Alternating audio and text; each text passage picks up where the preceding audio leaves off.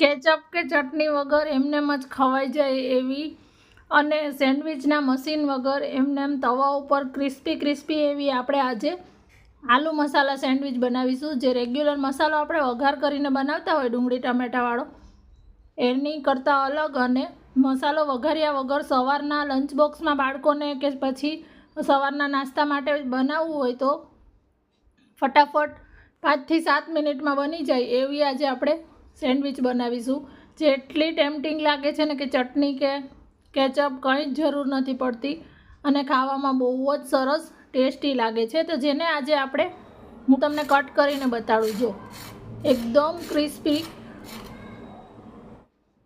અને એને અત્યારે આપણે વ્હીટ બ્રેડમાંથી બનાવીએ છીએ. તમે રેગ્યુલર જે વ્હાઇટ બ્રેડમાંથી પણ બનાવી શકો. અત્યારે આપણે બ્રાઉન બ્રેડ જે આવે છે વ્હીટ, એમાંથી હું બનાવું છું.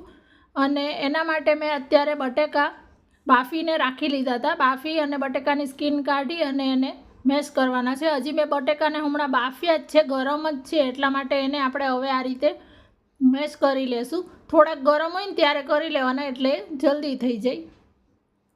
હવે આની અંદર આપણે બધા મસાલા કરીશું. તો મસાલામાં પહેલાં આપણે મીઠું નાખ્યા વગર જ મેં બાફેલા છે એટલે મીઠું નાખવાનું છે. ત્યાર પછી ધાણા જીરું પાવડર લેવાનું છે. હવે આની અંદર આપણે લાલ મરચું લઈએ છીએ. તો તીખાશ માટે આપણે લાલ મરચું જ લેવાના છે. અડધી ચમચી જેટલો ગરમ મસાલો લેવાનો છે. ગરમ મસાલાથી આમાં બહુ સરસ ફ્લેવર અને સુગંધ આવશે. 1 ચમચી ખટાશ માટે આપણે આમચૂર લીધો છે. તમે લીંબુ પણ લઈ શકો છો. ત્યાર પછી આપણે ચાટ મસાલો લેવાનો છે. તો ચાટ મસાલો લેવાનો છે પાછળથી 1 ચમચી, એટલા માટે મીઠું પહેલેથી ઓછું લેવાનું. અને જે આ મસાલા મેજિક મસાલા આવે છે એ 1 પેકેટ લઈ લેવાનું છે. આનાથી બહુ સારો એવો ચટપટો ટેસ્ટ આવે છે.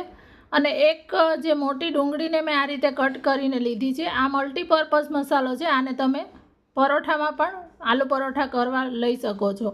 અને આની અંદર બહુ વધારે પ્રમાણમાં અડધા કપ જેટલી કોથમીર લેવાની છે. કોથમીર ફ્રેશ આની અંદર લેશો ને એનો સ્વાદ આની અંદર બહુ મસ્ત આવે છે. કાચી ડુંગળી અને કોથમીર, જો ડુંગળી ના ખાતા હોય તો સ્કીપ કરી દેવાની. અને હવે હાથથી આ મસાલો એક સરખો મિક્સ કરી લેવાનો. આ મસાલો આપણો તૈયાર થઈ ગયો છે.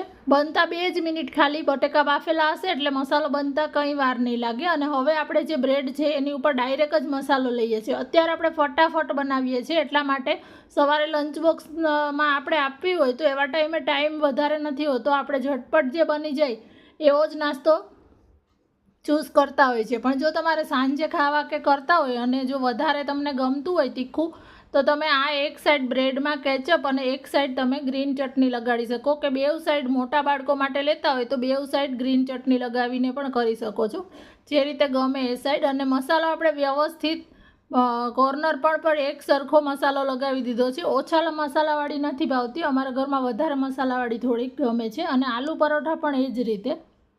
હવે મેં આ બટરમાં અત્યારે તવા ઉપર શેકું છું. તમે ગ્રીલ તવા પર કે સેન્ડવિચના ટોસ્ટરમાં કે ગમે તેમાં શેકી શકો છો. અને આ બટર હોમમેડ જ છે, જે કાલે મેં રેસીપી તમારી સાથે શેર કરી. જે બહાર અમૂલનું બટર આપણે ખાતા હોય છે એવું જ સેમ બટર આ ઘરે બને છે ને એ હું તમને બતાડું છું. જો, અને એમાં એટલી મસ્ત લાગે છે ને. આને આપણે મીડિયમ ફ્લેમ ઉપર સરસ ક્રિસ્પી, જેવી તમારા ઘરમાં ખવાતી હોય ડાર્ક લાઇટ બ્રાઉન, એ રીતની આપણે શેકવાની છે. અમારા ઘરમાં થોડીક બ્રાઉન જ ખવાય છે. અને એને એકદમ પ્રેસ કરીને શેકવાની છે, કે પ્રેસ કરશું એટલે નીચેથી એક સરખી શેકાશે. જો એક સાઈડ આપણી સરસ શેકાઈ ગઈ છે. હવે એને પલટાવી દેવાની છે અને બીજી સાઈડ પણ આ જ રીતે આપણે શેકી લેવાની છે. મને ગ્રીલર કરતાં પણ આ મને વધારે ઇઝી લાગે છે. જ્યારે લેટ થતું હોય અથવા સવારે નાસ્તા માટે બનાવતો હોય ત્યારે હું આ જ રીતે તવા ઉપર બનાવું છું. અને આ ક્રિસ્પી પણ વધારે લાગે છે. જો હવે મેં ફરીથી થોડુંક નીચેની સાઈડ માટે પણ બટર લઈ લીધું છે. તમે બટરમાં કે પછી ઓઇલમાં કે ઘીમાં કે ગમે તે રીતે શેકીને તમે ખાઈ શકો છો. નીચેની સાઈડ પણ સરસ ક્રિસ્પી થાય એવી શેકાઈ ગઈ છે જો આપણી. એટલે હવે આને આપણે લઈ લેશું અને આ રીતે એને એકદમ ધારવાળું જે નાઈફ હોય એનાથી કટ કરવાનું. હું તમને ખોલીને પણ બતાડીશ અંદરથી બ્રેડ અને મસાલાનું પ્રમાણ મસાલાનું પ્રમાણ સરખું રાખીશું એટલે ખાવામાં બહુ સરસ લાગશે, એકદમ મોઇસ્ટ લાગશે અને સાથે કેચઅપ ચટણી કે કોઈ ડ્રિંક કે કંઈ જરૂર નહીં પડે. સવારે ચા સાથે તમે આ બનાવો ને તોય એટલી મસ્ત લાગે છે.